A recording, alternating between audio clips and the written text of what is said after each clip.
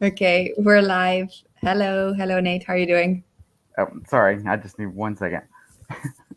Yeah. Okay. How are you? I'm doing well. Cool.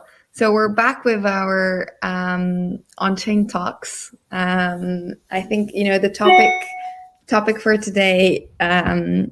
We said we were gonna speak about smart contracts, and maybe there's been a lot of chat over the past week around like platforms and like OpenSea and like contracts and stuff like that. So maybe we can start with like the basic question, basically. What are smart contracts and why are they defined smart? Okay. Yeah, so they're basically programs that exist on Ethereum. I guess is one way to think about them. So normally when you you go to a website and there's some code in the background running on a server, that website is tied to that server, or that will need to run continually for that website to stay up. So all the information comes from some hosted server, whereas with Ethereum, you have sort of a decentralized hosting, if you will, if you want to think about it that way. So like you deploy a smart contract, which is just code, to Ethereum, and then it lives there forever, I guess, assuming you think Ethereum will live forever. So that's sort of the magic of smart contracts, is that there is nobody, well, there are people that host it, I guess, technically, and that's all the people that are running the network. So that way, if one of them decides, I'm not going to do this anymore, it doesn't matter, because you have thousands of other people also hosting these contracts. So, I don't know why they're called smart contracts. I think that's probably just fun buzzword for them. We've been playing around with our platform and redefining some names and stuff, and throwing around the name a smart folder for a specific type of NFT that can hold multiple files. I think it just is the name that they chose to go with. But yeah, so really contracts are just anything that's kind of hosted on Ethereum, and they can be used for a number of different things, and they are used for a number of different things. We've got obviously NFTs, so the smart contract will manage who owns which NFT, and if there's some generation event, then it can handle that. Really any code that you can write in Solidity, and then there's contracts where there'll be multiple contracts that form up sort of, I guess, the back end, I guess, if you want to call it that, for a project. So let me give an example. Like the first iteration of Infinity, when it was launched, there was no back end at all. There was just a contract, and then whenever you created your NFT and you put all the metadata in there, it just existed in that way. There was no like database. You just would grab that information and serve it over to OpenSea, and then it was 100% uptime, I guess, because there was no database, there was no syncing, there was none of this kind of thing. And as for like multiple contracts, you have stuff like CryptoKitties, where you have sort of the base contract that manages the NFTs, but then they also had a sales auction contract, and I believe there's the genetic, the gene science contract was the other one. So they have these other contracts. They kind of break them out into their own things. I guess it's so that way you could redeploy those if you wanted to change something about them, and they can still interface with the original contract by updating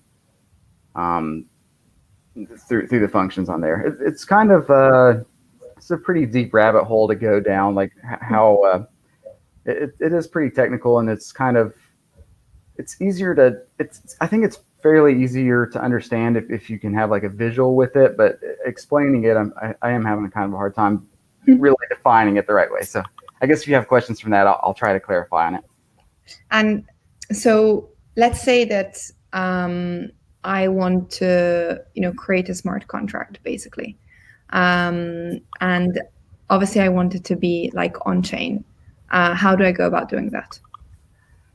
So there are a few different ways to deploy contracts to the network. Really, the easiest and lowest barrier to entry is probably something like Remix, which is like an online IDE, and you can go in there and you can program in Solidity, and then you can deploy it just from their interface. So it's a little more easy to go that route than it is.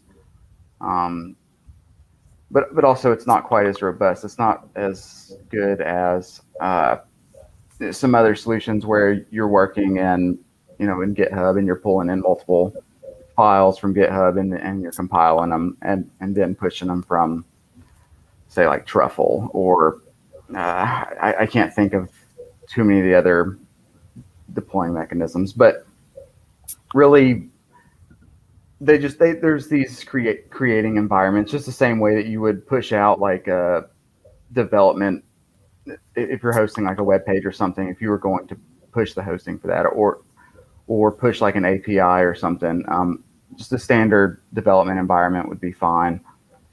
But yeah, the reason I bring up Remix is it's actually pretty low barrier. Like if you want to play around with this, you can say go to a contract if you're familiar with how it works. So this was how I started anyways, and maybe this wouldn't work for everybody, but like I went to, I think it was the Autoglyphs contract, and I just copied all the code, I threw it into Remix, and I just like tried just like changing random little things, and everything I did would just break the contract and it wouldn't compile, and I didn't really know what I was doing. But through like sort of this iterative process, I started figuring out what the warnings and feedbacks were telling me, and then it was, it became to where I can modify this little piece, and now I don't need to do that anymore. I can just think of the function and type it up because I'm familiar enough with the language now to not do everything without doing any research or looking it up. But I don't need to just like try something and it doesn't work and then backspace and try something else and it doesn't work. So yeah, I guess the reason I answered the question in this way is I think about it from like, if I was a new person coming in and how would I want to learn about this? For me and for probably a lot of people, it doesn't work that well to like just read a shitload of documentation, and it's not really super strong either. So if you compare like Solidity to say JavaScript, like in JavaScript, you can just go to Google and type in, how do I do this thing? And in JavaScript, and there's probably examples of somebody that's done that thing before. In Solidity, you just don't have that. You have your best hope is that if you do have an idea that's similar to something that's been deployed and the contract's been verified, then you can use that code as a basis, or you can at least take a look at it and understand how that works. But it's documentation and all the stuff on the that you can find on the internet is not quite as clear. There's a lot of weird little things that are pretty hard to find on the internet. Like for me, I had a lot of help with people who had been developing for a while, and they would say, oh yeah, this is how you get around that weird thing. And that was sort of, it just was a long path of like doing that for, I guess, over a year or whatever. And I guess I think a question came up and you see it on the screen there, but so what would be the best starting point to anybody that, wants to write a smart contract, already has an NFT in mind, already has a project in mind? Like, what do they need to do? Yeah. It depends, I guess, if you have like a programming background at all, because I think if you do have at least some programming background, then it's not going to be too difficult for you to go to Etherscan. You can look at the contract's code, say one that you're familiar with, and then you can sort of see all the functions of that contract. You can see all the write functions, all the read functions. And if you're familiar with the contract, you know how they work. And that will help you sort of see, okay, this function does this. That's the code for this. And I think that that's not too big of a leap if you have the background. If you don't have the background, I would still actually say that that's a pretty good way to like learn and figure it out. It just will be you will be spinning your tires for a while, and it will be pretty frustrating because Solidity, like I said, they're just, you can't really, and also with like Solidity developers, you can't, like, you can ask me and I will help if I have a chance to get back to you or whatever. I mean, I miss a lot of messages, so I can't make any guarantees or anything, but like, it's hard to find that, like, that resource of somebody you can go to and ask, because literally it's like, it seems like nobody fucking knows. Like, there's so few people that can do Solidity, you know, relatively speaking to how many people want to do it. But I mean, you know, there are development channels on Discord. There's people that are helpful there, and actually a lot of those people do have decent, maybe theoretical knowledge. My sense is that a lot of people on those channels have not really built a lot of things because they'll be focused on political bullshit stuff, like, well, you want to optimize your gas and this. And I'm like, when I'm like creating something, I just go, I don't really give a shit. Like, I want it to work.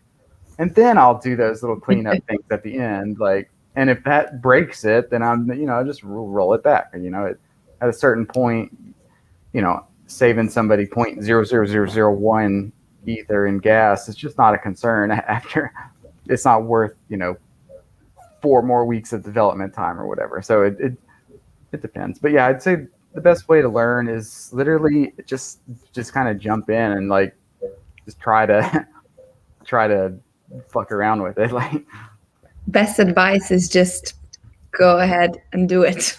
yeah, I mean, I know that sounds kind of like cliche or whatever, like just fucking do it. But like, and I know people say, well, I don't know where to start. So yeah, you can, like, literally the easiest way to start is like remix. And I know I probably would get some hate if there's like any developers watching this and they say, oh, that's for fucking noobs. Like, nobody should be using that shit. And in a lot of cases, yeah, it depends on what you're making. Like, if you're making this incredibly complicated thing and you have 100 contracts you're interfacing with, then no, it's not going to work. But if you're making a simple NFT collectible project, your first project, I think that it's perfectly fine to, you know, dabble with it and see how it works. You can take the code from an existing contract and you can modify from there, and you can sort of play with it and figure out how it works. It's like taking a puzzle and taking it apart and putting it back together and maybe rearranging some pieces. I think NFT noob is back. Out there he is. But we do have another question, which is, would any smart contract be accepted by any marketplace, or is each kind of specific to each platform? I think that's a really good question. Yeah, that is a good question. So, and this is going to kill the magic for some people, I really think. And but so the way that it works now, when you write a smart contract, and in your mind you're thinking, like, you were careful to put the metadata on chain, you put the art on chain, like you did all the things right, the things that you have heard about and that are important and matter, and you put all this stuff on the chain, and then you go to OpenSea and nothing shows up, and you think, what the fuck? So the way that it works with the ERC 721 standard, there's a read function called the token URI, and whenever I type in token number 3 and click read on that function, it will give a link /3, or it doesn't have to be that way, but that's the way that's usually set up, is the link / the token ID. And what that is, it's actually an API that OpenSea goes and looks at. So, and don't get me wrong, I hate that it works this way, but this is, and then you can say, well, and actually this is why some people skip the whole on-chain thing, because you can just do an API. You don't need to put anything on the chain, and your API, which you own as you're the one deploying that API, you can change it after the fact. So to answer the question, so I went this way because really the question about can it be on any marketplace depends on if you've set your token URI, if you've done the API in the format that they're looking for it in. And it is sort of a standardized format. So if your token URI points to mynft.com/3, and then that outputs this data in a JSON And then as long as that's in the proper format, then OpenSea will see that JSON and it'll populate everything. Rarible will see that, it'll populate everything. And those are really the main like global marketplaces, I think. So I mean, if you do your own smart contract, it's not going to show up on Super Rare. But yeah, with like OpenSea and Rarible, those kind of user and all are like they accept everybody as long as you have that API, then it will. And again, I hate that it works like this because I remember the first project I did, and when I found that out, I thought this is like shit. Like, dude, like I'm like putting all this stuff on chain, just grab it from there. But this is like a standardization type thing. Like, well, not everybody's going to have the same read functions, have the same outputs. And I think as the space matures, we'll get to a stage where we do sort of standardize how metadata looks, especially on these on-chain things. And ideally, we get to a place where we don't have this sort of API middleman thing. So like, let's just say even a project like Chain Faces, where everything is there, all the metadata is on chain, but there's still an API that takes that metadata and puts it in a JSON, and then OpenSea, whenever a new chain phase was created, then OpenSea would see the event that a token was created, an ERC 721 was created by contract address 0x91, whatever it is. And then it would say, okay, number 10,000 was created by this contract, 10,000 into the token URI, chainfaces.com / whatever the API is. And then there's the JSON for the chain face. That's the image. That's the stats. Mm-hmm. All that stuff on the API is on the contract directly, but OpenSea reads from the token URI. So if I have understood correctly, it's the artist or whoever is minting's responsibility to check that their smart contract is correctly linked to OpenSea or Rarible, right? Yeah, so even if you write your smart contract and all the functions are doing what they are supposed to do and your contract is working good and you are happy with it, you still need the token URI to point to basically just your own hosted or serverless hosted through Azure or even on IPFS, some sort of script that takes the information from the chain and puts it into a JSON form. Which it's just a simple, it'll say like image and then link to the image or the SVG code of that image if it's an SVG and you want to serve it that way. And then it'll say for chain faces, golf score, and then the golf score for that phase, and then bear percentage, and then the whatever the score for that was. And it just is a text structure that OpenSea can look at, and it knows where all the pieces are, and then it just takes those and puts them in. Okay. And I know I've seen like a couple of things lately, like this week, around NFTs that vanish. Why do articles like that get written, and where does the responsibility of the platform lie in this? So I would say that there are a few.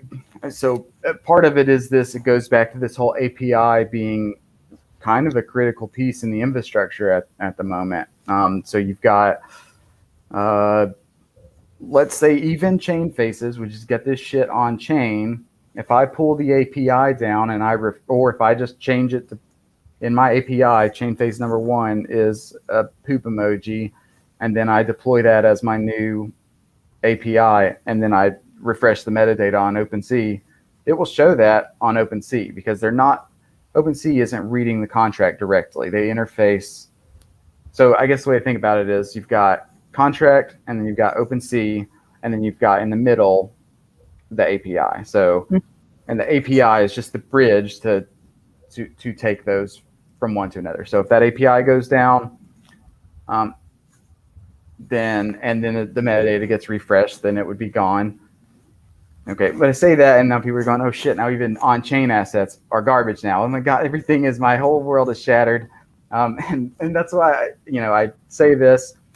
But with on-chain assets, let's say Avastars, if they quit hosting their URI, anybody could then spin up their own API, pull the exact same data from the contract, serve it over to OpenSea. It would be that simple.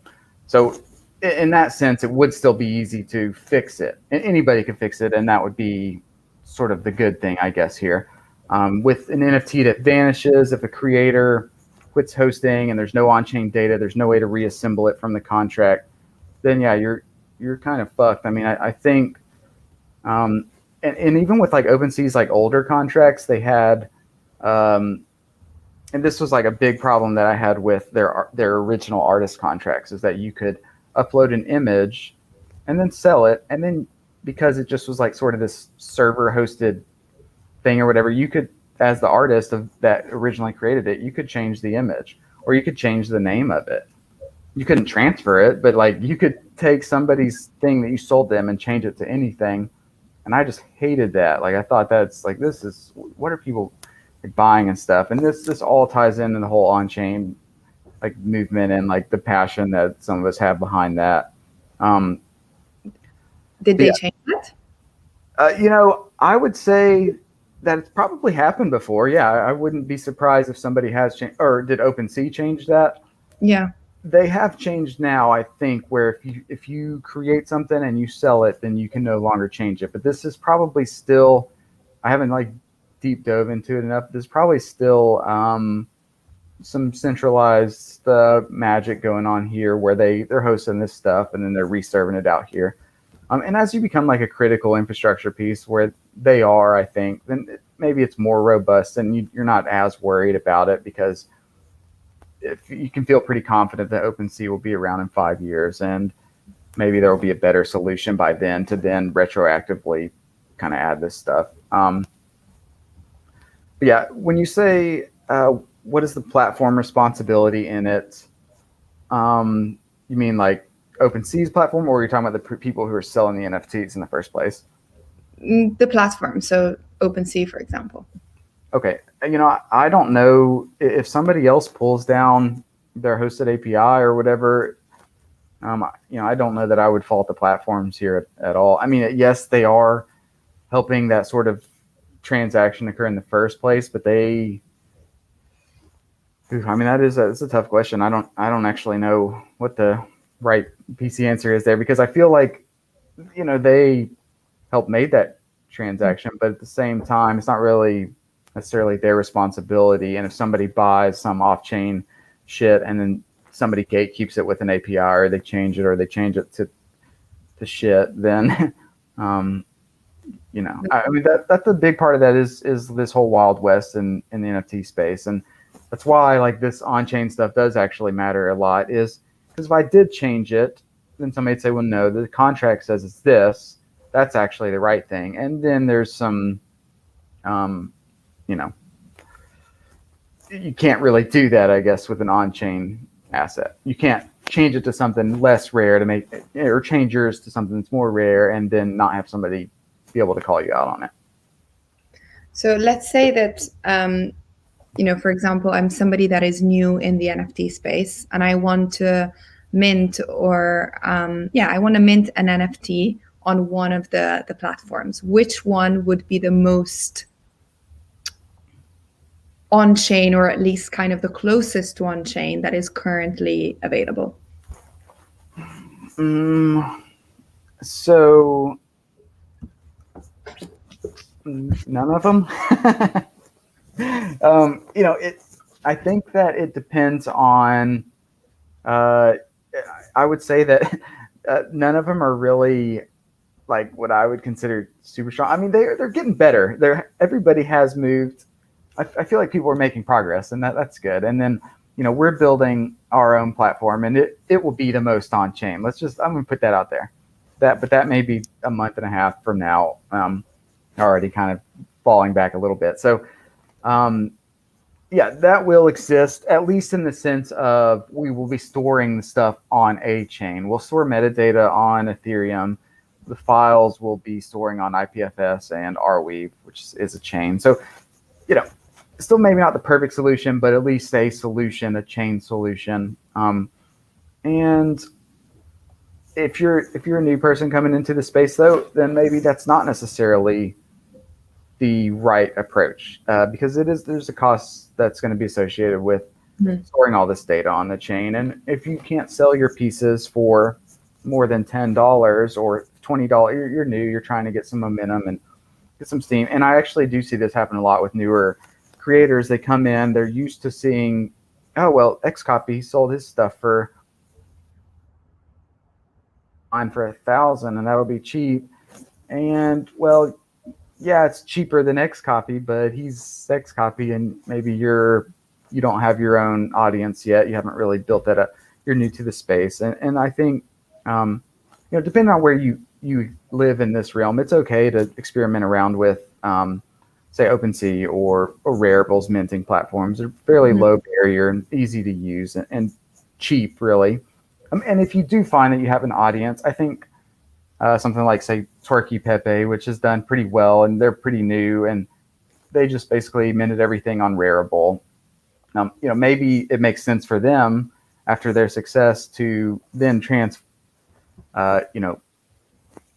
what's the word? They just like migrate over to like maybe a platform that would be more robust and would be saw as more of like an elite, immutable solution. Okay, and there's another question which I think is really, really good, which is, will there be a way to migrate not on-chain to on-chain NFTs? I think we've talked about this a little bit. Right now, I don't know that there's a really great solution for this. But actually, this is probably not going to exist in the next version, but there will be in the future. I'll put it that way, actually. And it is possible to, like, say, have a contract that accepts this one NFT, maybe through some sort of burning mechanic, or even just holds that NFT and can't transfer it out.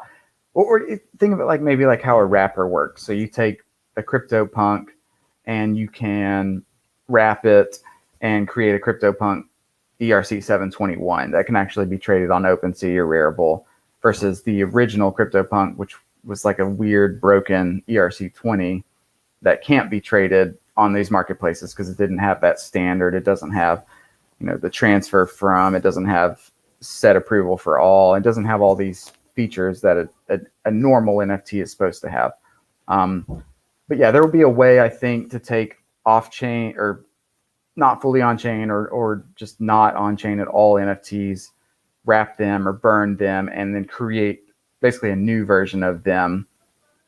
And as long as that's sort of the known procedure, then it will be possible to do that. Yeah. Right now, I don't know that. I mean, there's not really anything like that because there's not really any on-chain NFT mentors. Okay, there's also a comment saying, looking forward to a platformless future. And yeah, I think like my other question was around kind of high effort versus low effort NFTs. And yeah, what is the difference? Okay, so first I'll comment on platformless future. So I think that this is going to be big too, because this is really what we are trying to build. So like the idea that, you are Disney, you don't want your collectibles next to Paris Hilton's collectibles on the same marketplace, really. I mean, you're Disney, you shouldn't be fighting for space with them. You want your own website, your own brand and experience. And that's what I think Kate's is talking about here. It's going to be like, and this will be the future too, for most, especially big IPs. They're not going, a lot of them are not going to settle for working underneath these platforms. They're not going to launch, Disney's not going to launch on Super Rare, or The Rock isn't going to launch on OpenSea. They might now if they're trying to get in and get a quick like money grab, but like in the future, it's just not going to work that way. It's going to be like my own website, my own experience, a brand experience, my own auctioning. Everything is handled on therock.com or whatever. And so, yeah, with the high effort, low effort thing, there are it depends. I mean, there's two different, I guess, ways to look at it. So I think that taking your art and uploading it, especially to a current minter, and it doesn't matter which one it is, even the one that we're going to be creating, if it's OpenSea or Rarible, or if you get on to Known Origin or Super Rare or one of those other platforms that you have to kind of get whitelisted for, it's pretty easy to take your art and upload it, and that barrier is extremely low, and that's why the competition is gearing up there as well. I mean, there's like every day I'm getting probably 50 or 100 messages. Hey, do you want to check out my NFT, or do you want to buy my art?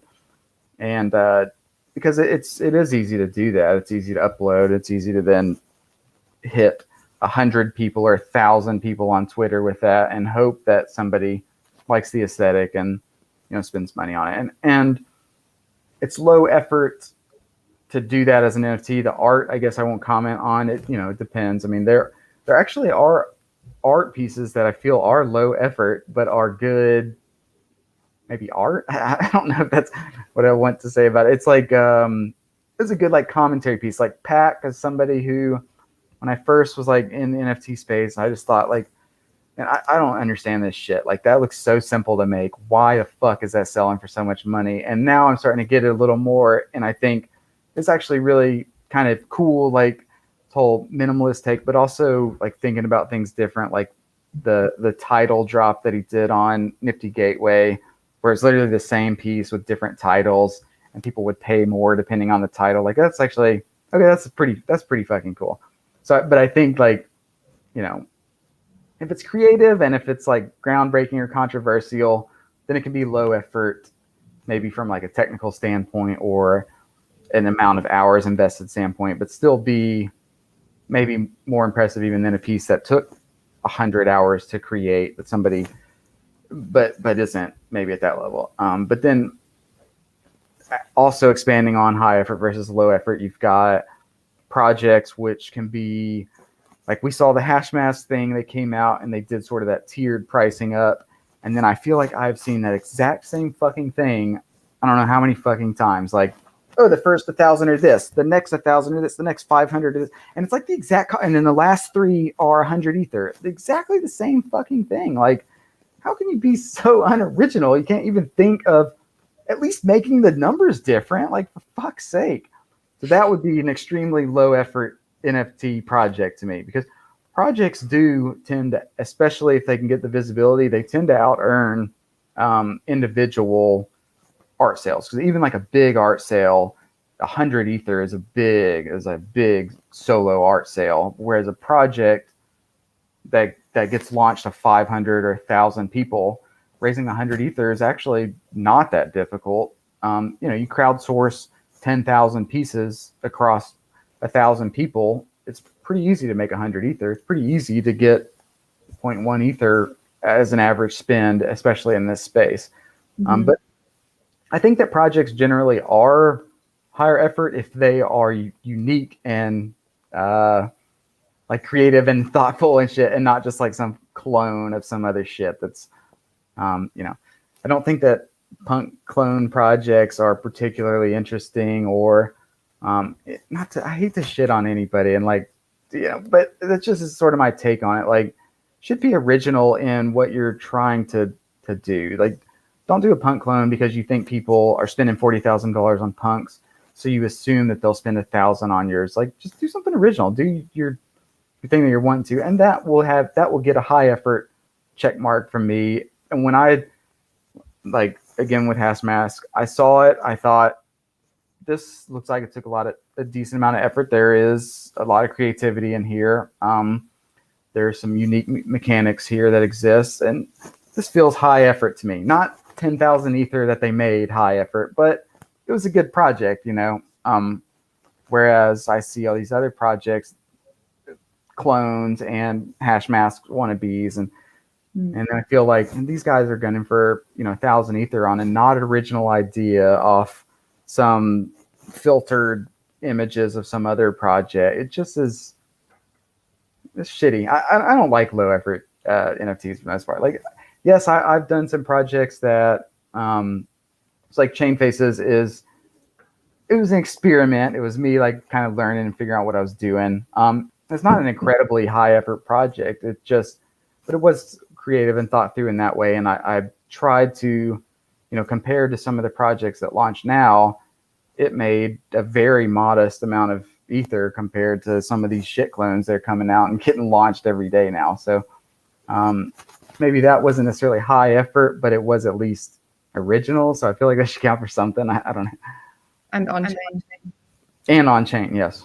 Actually, on the CryptoPunks question, I wanted to ask you exactly that. So, there's a lot of people that maybe are coming into the space and might not know the history behind CryptoPunks.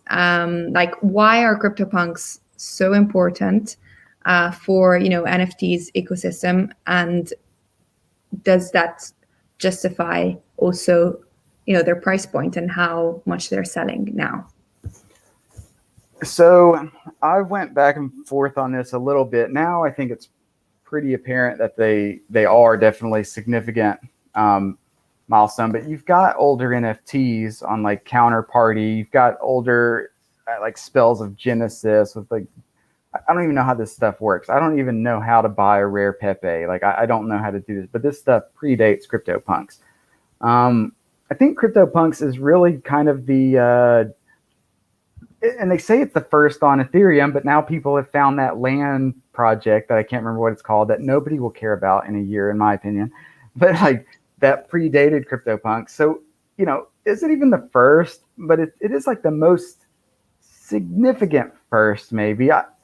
It's actually hard to say. It was thought of as the first. A lot of people who were influential in the space and who were large collectors and thought leaders, kind of all converged on CryptoPunks, and and they became sort of like a status symbol.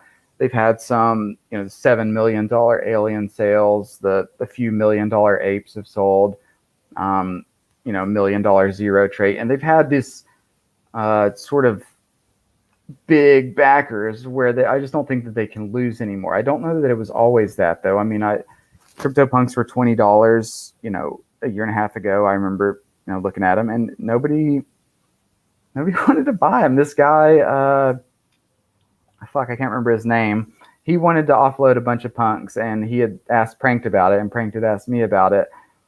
And I think it was like 400 punks. Or it was like it was a shitload of punks, and it was at a price point like 0.2 ether, I think, a piece. And I was just like, I don't know, man. If he's trying to dump that many, like, do you really want to be buying it? And like, I think that Prank did actually end up buying like 50 or 100 off of them, but I was like, not having any of it, unfortunately, in hindsight. But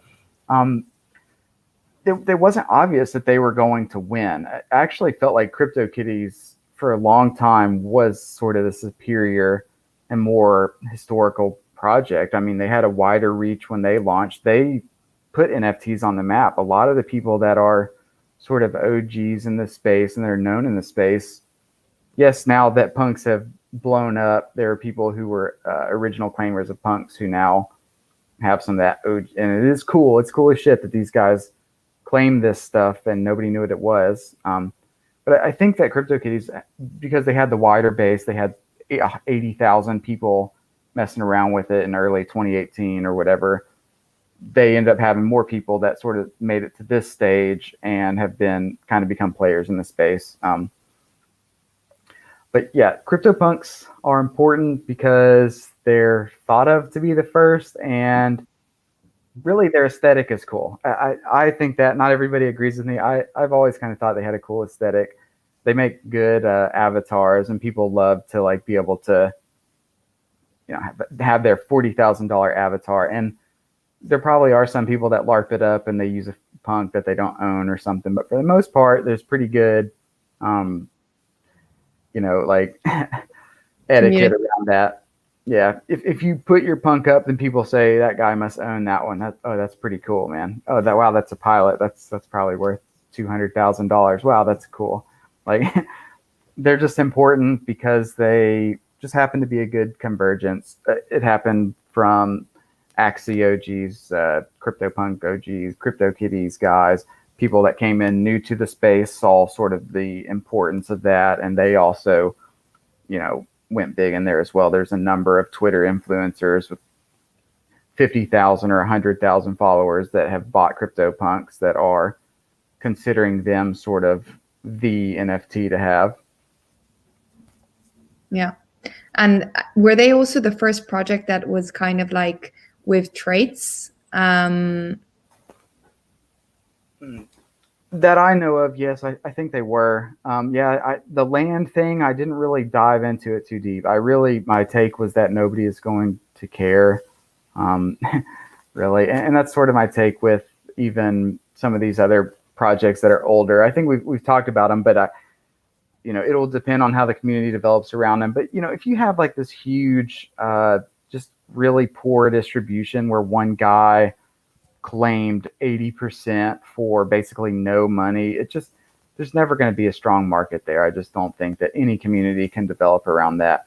Whereas with CryptoPunks, it was like everybody claimed free for all. I knew this guy Himba who had like 1,000 punks. He claimed more than the developers even claimed for themselves. He claimed like 1,100 or something.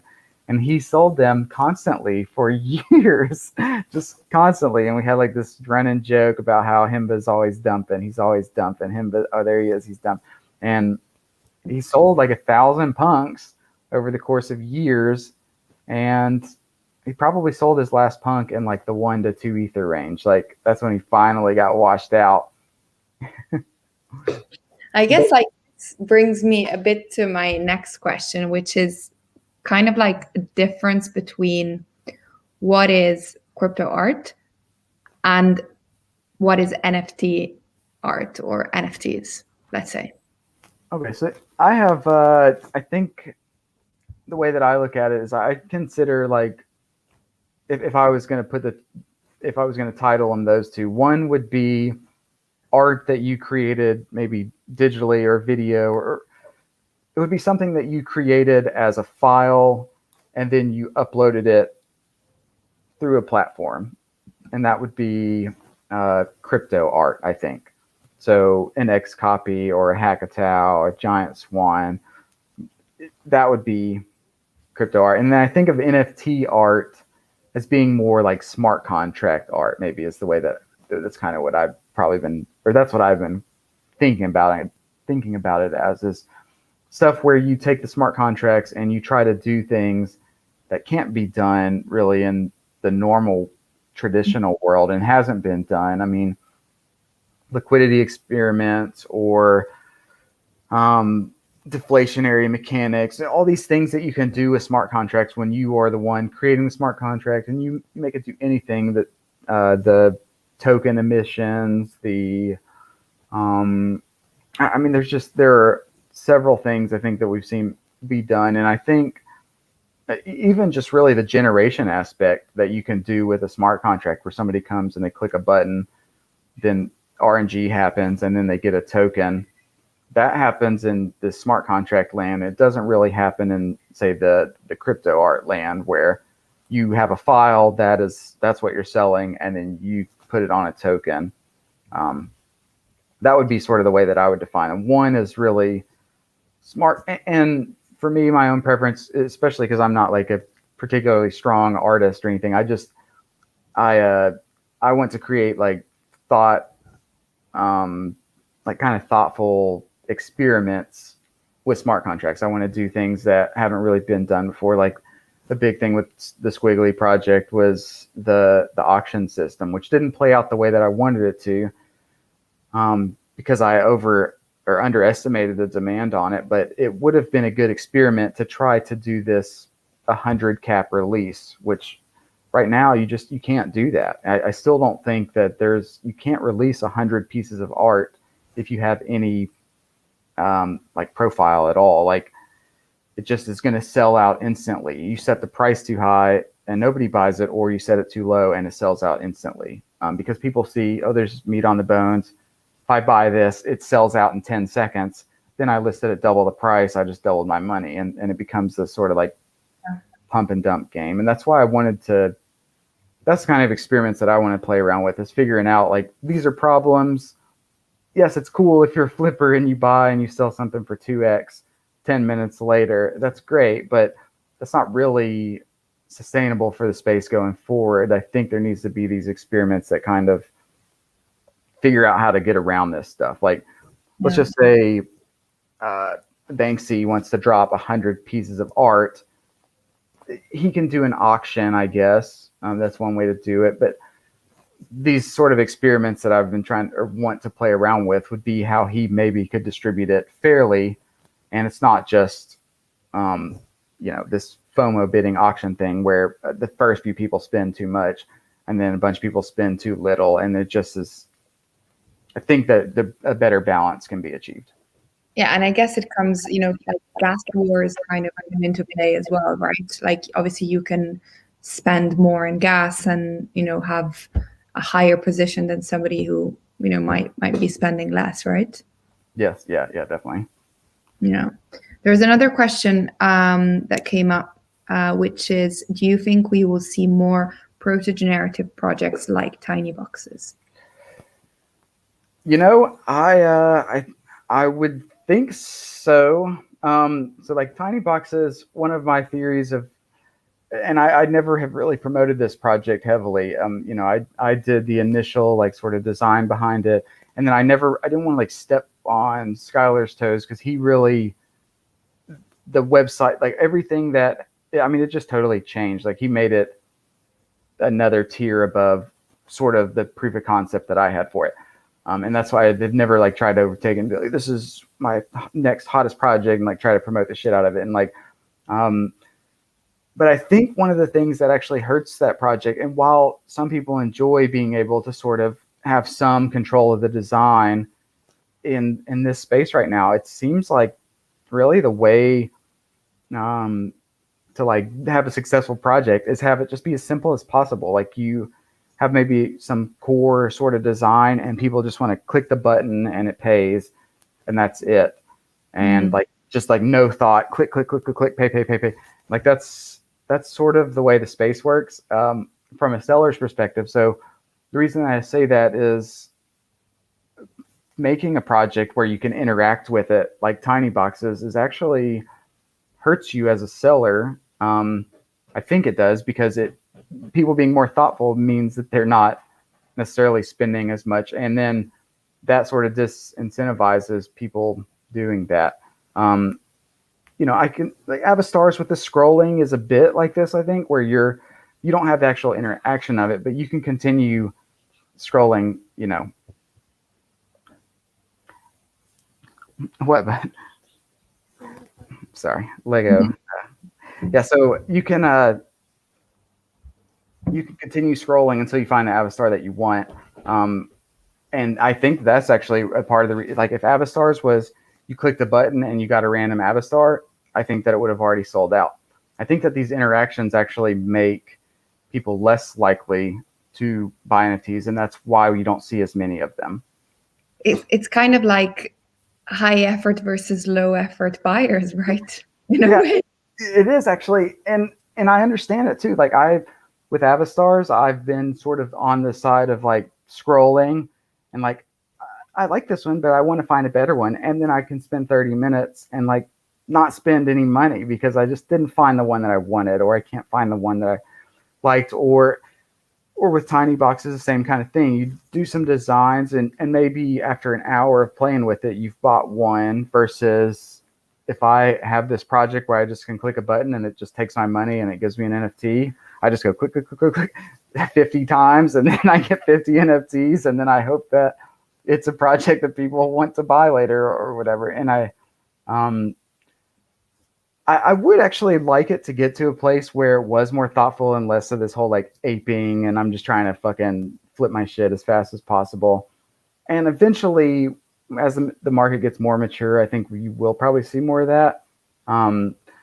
But right now, I don't know that there will be a whole lot of projects that have this sort of interaction piece. Maybe one of the ways, actually, the way that I designed the proof of concept for TinyBoxes, it was already this sort of protogenerative, if you will, but it was, you clicked a button and then you would get a random one, and then that would be sort of the basis, and then you could mint from that, versus now where you've got all the sliders and you've really got a lot more, I guess, control over all of the different features versus just click a button. Okay, that's not what I was looking for. Click another button. Okay, and okay, there it is. And then now I meant it. Yeah, but to answer the question, yes, we will. I just don't know that we'll see them in the short term, because creators kind of maybe they don't know that. Maybe it's a laziness thing, or they don't want to explore that. But also, there's not a lot of incentive to do it either, because they haven't proven to be super successful from a selling standpoint yet. Yeah, it's like kind of there's first the auto-generated projects, and then maybe the proto-generated projects will come in. Yeah. Cool. I think that for today we can close it off, and then obviously we'll pick back the conversation next week with new topics and new questions. Cool. And I'm going to recruit somebody for next week. I won't procrastinate on it. We're going to have somebody to join us here. Cool. Thanks so much, Nate. Yeah, thanks. See ya.